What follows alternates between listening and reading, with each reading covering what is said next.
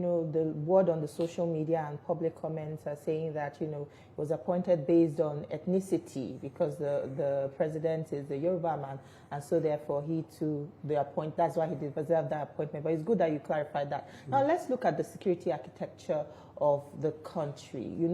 Security is insecurity rather is widespread in Nigeria, and there's growing calls for state policing, which the president also backed.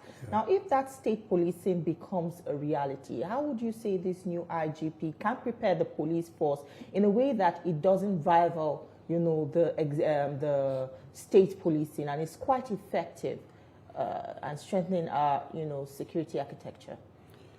Yeah, we have a central policing system, and it's controlled by the federal government. And that has been the challenge coming from different quarters. The governors have complained that they don't have powers over federal police. And there's this clamor. The clamor has been there, coming from even traditional rulers and some critical stakeholders, why there's need for state police. I think that the essence of state police is to see that policing gets to the grassroots. If you look at the federal structure of police that we are currently experiencing, you will discover that if you go to these very remote communities where this crime happen, these violent attacks happen, you won't see the presence of the federal police. You won't see soldiers. It is when the damage is done, and that is when you begin to see orders, directives, asking for the intelligence and tactical squad, deployment of this police to go to this crime scene when the damage is done. For me, that's medicine after death, right?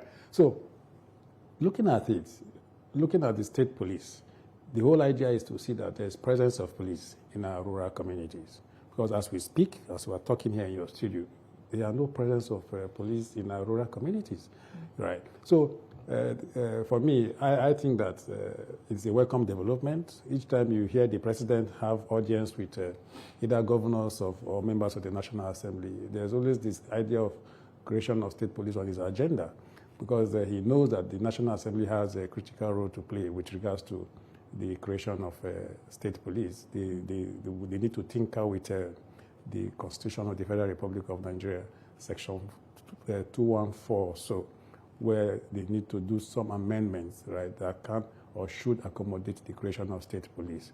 So if we have a federal police up there being controlled by the current IGP, and we have state police that will be controlled by the governors and maybe commissioners of police that will be appointed within the state at the state police area, there won't be that conflict, right? The Constitution will clearly spell out what they need to do at the different levels.